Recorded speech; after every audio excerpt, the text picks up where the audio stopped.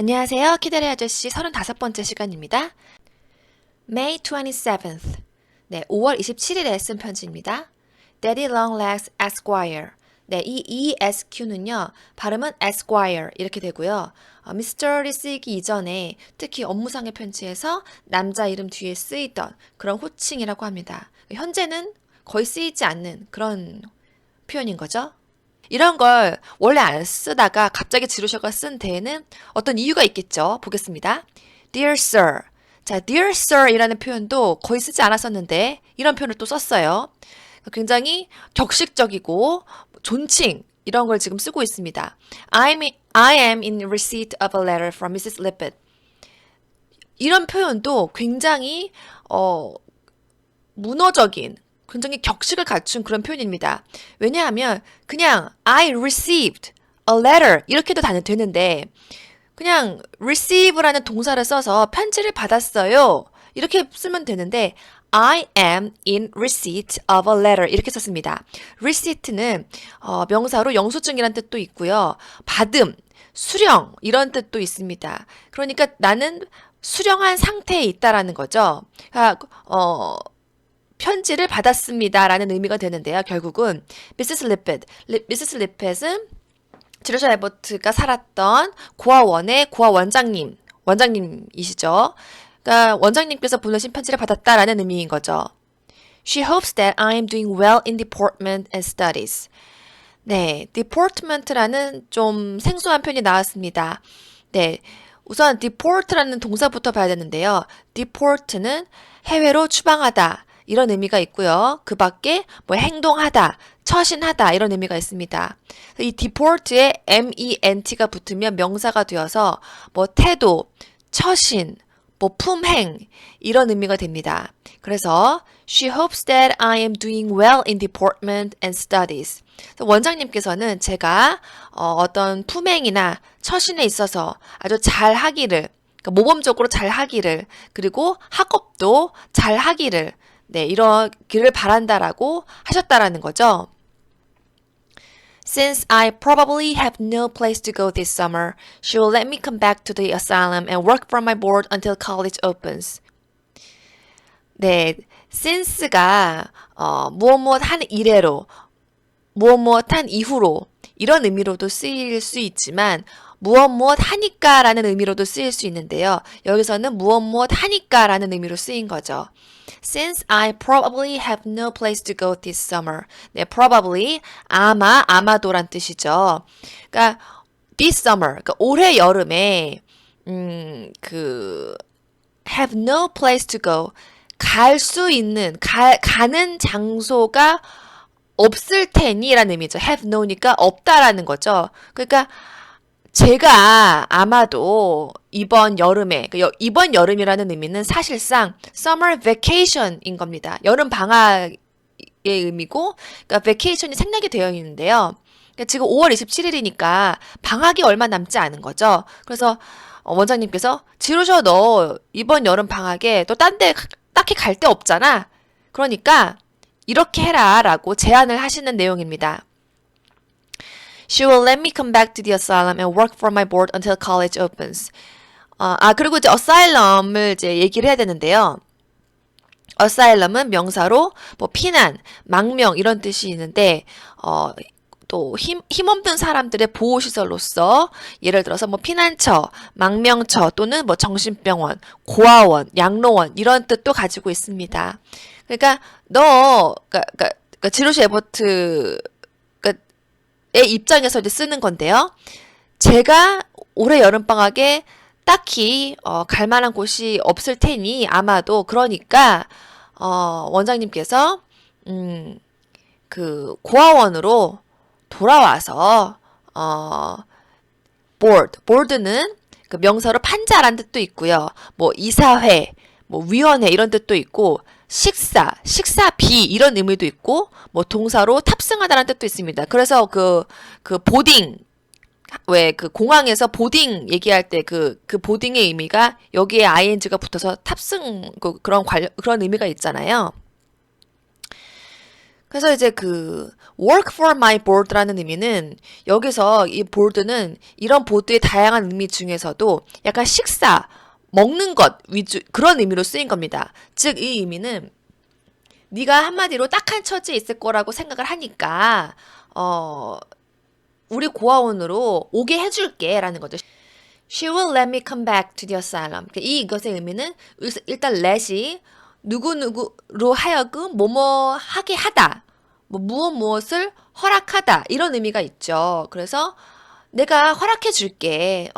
그 고아원으로 돌아올 수 있도록 내가 허락할게. 그래서 그 너 밥값을 벌 수 있도록 일도 시켜줄게. 약간 이런 의미인 거죠. 그러니까 정말 좀 치사한 게 지루셔 에버트야 너 잘 지내니? 우리 고아원에 여름방학에 갈 데 없으면 와서 쉬다 가렴. 뭐 공부도 하고 머리도 식히고 뭐 굳이 너한테 다른 고아들 돌보라고 일 시키지 않을 테니까 와서 맛있는 거 먹고 쉬다 가라. 이런 식으로 쓰는 게 아니라 She will let me work for my board. 그러니까 밥을 줄 테니까 식사를 제공을 할 테니 일을 하라는 거예요. 일을 할 수 있도록 자기가 허락을 하겠다라는 거죠. 그러니까 정말 좀 지루자 에버트로서는 기분 나쁠 내용이죠. Until college opens. 자, 대학이 다시 열 때까지라는 의미는 개강하기 전까지, 즉 여름방학이 끝나고 개강할 때까지 그렇게 할 수 있도록 내가 허락할게. 이런 의미로 원장님이 말씀하셨다라는 겁니다. 그러니까 지루샤 에버트가 딱 대문자로 썼습니다. I hate the John Grier home. hate 명사로 증오, 네, 뭐 아주 싫은 것. 그리고 동사로 증오하다, 아주 싫어하다 이런 의미가 있고요.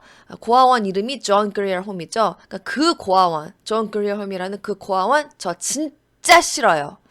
I'd rather die than go back. 네, I'd rather는 I would rather 이라는 표현의 약간 줄임 표현이고 rather는 그 부사로 뭐 꽤, 상당히, 뭐 오히려, 차라리 이런 의미가 있습니다. 그리고 감탄사로 쓰이면 그럼 뭐 물론이지 뭐 이런 의미가 되는데요. 여기서는 부사로 오히려 차라리 이런 의미로 쓰였습니다. 그래서 I would rather die than go back. 그러니까 돌아가느니 거기로 다시 가느니 차라리 죽겠다 이런 의미가 되겠습니다. Yours most truthfully, Jerusha Abbott. 네, truthfully는 그 truth가 명사로 뭐 사실, 진리, 진실, 성실, 정직 이런 의미가 있죠. 여기에 ful이 붙으면 형용사로 정직한, 진실한 이런 의미가 되는 거고 여기에 또 ly가 붙으면 부사가 되어서 정직하게, 진실되게, 참되게, 사실대로 뭐 이런 의미가 됩니다. 그래서 yours most truthfully는 당신의 항상 당신을 정말 참되게 대하고 진실한 그런 존재인 그런 지루샤 에버트가 썼다, 올립니다. 뭐 이런 의미가 되겠습니다. 그래서 이제 또 이어지는 편지를 보면요. 참 재밌어요. 뭐가 재밌냐. 그러니까 지루샤가 너무너무 가기 싫은 나머지 이렇게 막 격식적인 표현을 막 쓰고 막 대문자로 진지하게 막 이렇게 싫다고 썼잖아요. 그런데 이제 존 그리어 홈으로 다시 여름방학에 가기 싫다는 내용을 또 쓰는데요. 이번에는 특이하게 불어를 섞어서 썼습니다. 여기 보시면 farm, 뭐 happening 이런 식으로 영어도 쓰여져 있지만 프랑스어가 막 섞여 있어요.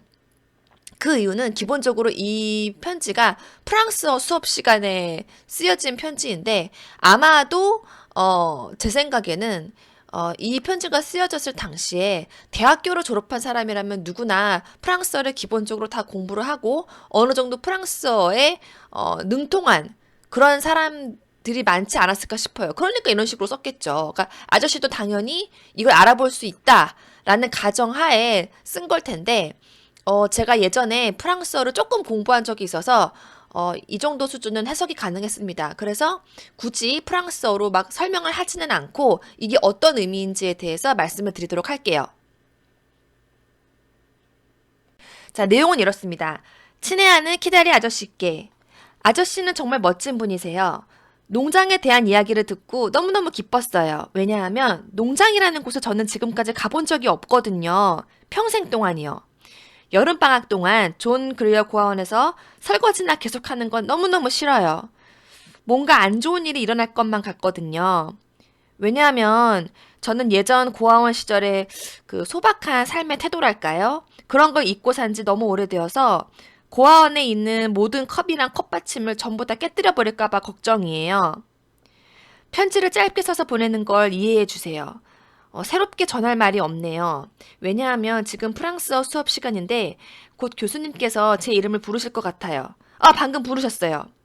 안녕히 계세요. 아저씨를 정말 무척 아끼는 주디 올림. 네, 이런 의미입니다.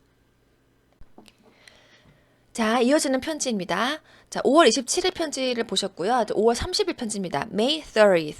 Dear Daddy Longlegs. 친애하는 기다리 아저씨께 Did you ever see this campus? 네, 이 캠퍼스를, 그러니까 자기가 다니고 있는 대학교의 캠퍼스를 한 번이라도 보신 적이 있으신가요? 라는 의미가 됩니다. 이 ever에 대해서 굉장히 다양한 뜻으로 번역이 될 수 있는데요. 그 중에서 핵심을 정리해 봤습니다. ever는요, 긍정문에서는요, 언제나, 뭐 항상 이런 의미가 됩니다. 짧은 긍정문, 그리고 우리 그 키다리 아저씨 여태까지 공부한 내용 중에서 많이 쓰였던 표현을 보자면요. yours ever이 있죠. 그러니까 아저씨의 언제나 항상 소중한 그런 존재인 뭐 이런 의미가 되는 거죠. 또는 뭐 아저씨를 항상 소중하게 생각하는 그런 벗인 뭐 이런 의미가 되는 거죠. 그리고 ever은 부정문에서는 뭐 결코 뭐뭐 한 적 없다, 절대 뭐뭐 한 적 없다, 뭐 이런 식으로 번역이 됩니다. 의문문에서 쓰이면 뭐 한 번이라도, 언젠가, 뭐 이전에, 어느 때고, 여태까지, 지금까지 이런 식으로 번역이 될 수 있는데요. 지금 보시면 이게 바로 의문문이죠. 그래서 아저씨, 제가 다니고 있는 학교의 캠퍼스를 한 번이라도 또는 뭐 이전에 보신 적이 있으신가요? 여태까지 지금까지 중에 보신 적 있으세요? 이런 의미가 됩니다. 그리고 why와 같은 의문사 뒤에 쓰여서 뭐 why ever 어쩌고저쩌고 이렇게 되면은 도대체 이런 의미가 됩니다. 그리고 계속 이어지는데 괄호를 열고 괄호를 닫고 이제 이런 식으로 썼습니다. That is merely a rhetorical question. Don't let it annoy you. 네.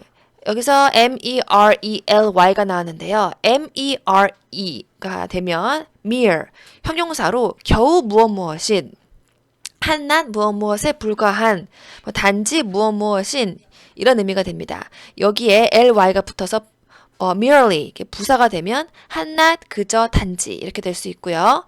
그리고 rhetorical이 나왔는데요.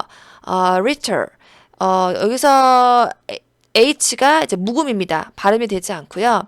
명사로 고대 그리스의 웅변가라는 의미가 됩니다. 요즘은 거의 잘 쓰이지 않는 표현이죠. 그리고 여기에 IC가 붙으면 명사로 뭐 웅변술, 설득력, 뭐 미사여구, 과장된 표현, 화려한 말 이런 의미가 됩니다. 그런데 여기에 또 AL이 붙으면 형용사가 되어서 뭐 미사여구를 쓰는, 화려한 표현을 쓰는, 즉 좀 있어 보이려고, 기교를 부리려고 그런 의미에서 이런 표현을 하는 이제 그런 의미가 됩니다. 근데 이제 그 좀 전에 질문 드린 Did you ever see this campus? 이런 표현이 그냥 좀 단지 제가 좀 있어 보이려고 그냥 굳이 좀 기교를 부려서 질문 드려본 거예요. 그러니까 Don't let it annoy you. 여기서 it은 바로 이 문장을 말하는 거죠. 네, 이 질문 그 자체 that도 이제 그걸 말하는 거고요.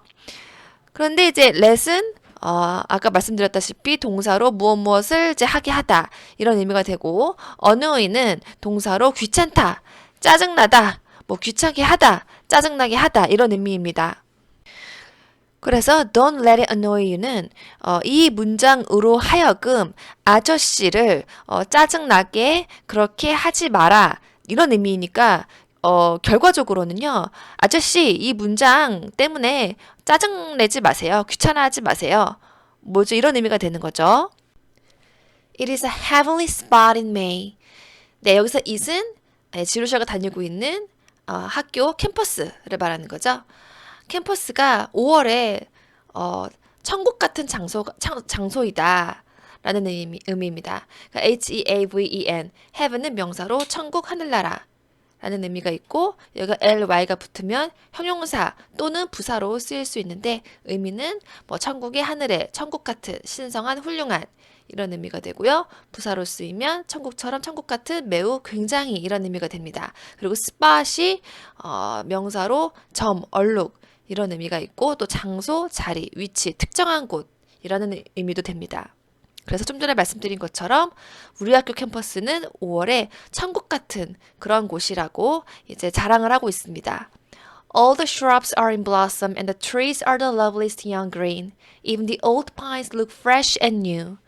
네, shrub은요, shrub, shrub은 명사로 높이가 높지 않은 자그마한 나무를 말합니다. 그러니까 뭐 정원이나 공원 뭐 이런 데 가면 뭐 고궁 이런 데 가면은 좀 굉장히 다듬어져 있다고 해야 되나요? 다듬어졌다라기보다도 그렇게 막 울창하게 높지 않은 이제 그런 나무들 있죠. 그런 걸 shrub이라고 합니다. 사실은 제가 이제 구글에 검색을 해보니까 이 shrub이라는 게 도대체 무엇을 의미하는 것이냐, shrub의 정확한 의미가 뭐냐라는 이제 그런 영어로 되어 있는, 그러니까 영어 원어민들이 그런 식으로 올린 글을 좀 봤어요. 그러니까 shrub이라는 단어가 영어 원어민들에게도 그렇게 아주 명확하게 딱 와닿거나 뭐 자주 쓰는 그런 표현은 아닌 것 같습니다. 뭐 어쨌든 all the shrubs are in blossom. 네, blossom은 명사로 꽃, 뭐 청춘, 전성기 이런 의미가 있고요. 동사로는 꽃이 피다, 꽃을 피우다, 번창하다 이런 의미가 있습니다. 그러니까 이런 shrub들, 높이가 높지 않은 자그마한 나무들이 꽃을 피웠다라는 거죠. 전부 다. 그러니까 완전히 이제 뭐 3월도 아니고 4월도 아니고 5월이니까 꽃을 다 피웠다라는 의미가 되는 거죠. And the trees are the loveliest young green. 그리고 나무들이 loveliest가 쓰였는데요. 우선 lovely를 보면 형용사로 사랑스러운, 아주 좋은, 멋진 이런 의미가 있고요. 비교급을 보면 lovelier 이렇게 되고 최상급은 loveliest가 됩니다. 근데 loveliest가 지금 쓰였죠. 그러니까 loveliest는 lovely라는 형용사의 최상급 표현입니다. 그래서 나무들이 너무나도 최고로 사랑스러운 이제 그런 상태다라는 건데 어떻게? young green. 네, 그냥 green이 아니고 young green이 쓰였습니다. 결국 young green이라는 표현은 아주 파릇파릇한 그런 초록색. green도 종류가 있죠. 아주 칙칙하다고 표현해야 될까요? 그런 아주 짙은 초록색이 있고, 근데 그런 초록색이 아니라 아주 파릇파릇한 그런 느낌을 주는 초록색으로 그렇게 너무나 사랑스러운, 최고로 사랑스러운 그런 나무 상태가 그러하다라는 거고, even the old pines look fresh and new. 자, even은 부사로 무엇조차도 뭐 이런 뜻으로 쓰일 수 있고요. 비교급을 강조해서 훨씬 이런 뜻으로 쓰일 수도 있습니다.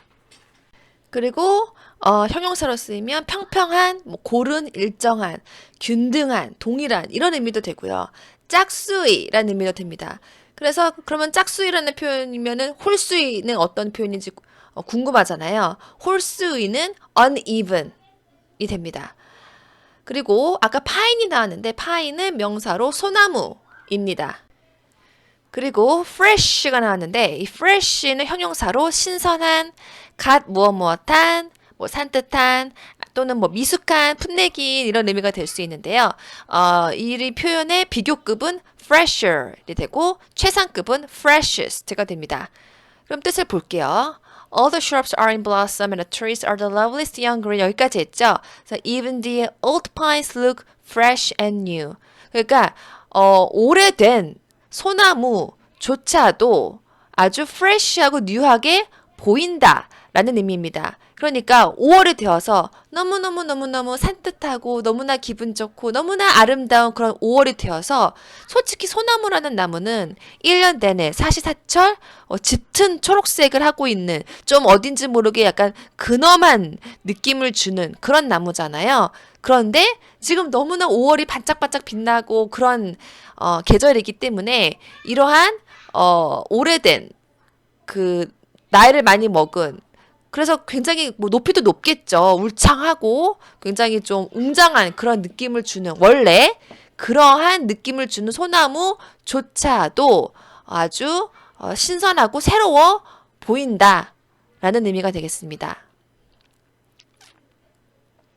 The grass is dotted with yellow dandelions and hundreds of girls in blue and white and pink dresses. 그리고 grass는 명사로 풀, 잔디 이런 뜻이 있고요. is dotted with 이렇게 쓰였는데요. dot, dot은 명사로 점, 뭐 동사로 점을 찍다 이런 의미가 있고 dandelion은 명사로 민들레입니다. 그러니까 여기서는 이제 그 캠퍼스에 있는 잔디밭에 대해서 묘사를 하고 있는데요. 여러분 상상을 하시면은 이렇습니다. 초록색 지금 잔디밭이 펼쳐져 있는데요. 거기에 노란색 민들레가 피어 있는데 막 민들레라는 꽃 자체가 무슨 유채꽃처럼 막 정말 노란색의 물결을 막 이룰 정도로 막 그렇게 막 뒤덮는 스타일로 피는 그런 꽃이 아니잖아요. 민들레라는 꽃은 기본적으로 좀 약간 모여 있긴 하지만 어쨌든 점점 이렇게 흩뿌려진 것처럼 그렇게 피어 있는 꽃이잖아요. 그러니까 잔디밭이 이러한 노란 색깔의 민들레가 이렇게 마치 이렇게 점을 이렇게 노란색 점을 초록색 그 잔디밭에 노란색 점을 콕콕콕콕콕 찍어 놓은 것처럼 그렇게 되어 있다. 네, 그런 의미가 되는 거죠. 그리고 수백 명의 여학생들이 뭐 파란색과 하얀색과 핑크 색깔 옷을 입고 있다. 왜냐면 옷 색깔도 당연히 밝아지죠. 예, 봄이나 여름이 되면 그렇죠. 그런 거를 묘사하고 있습니다.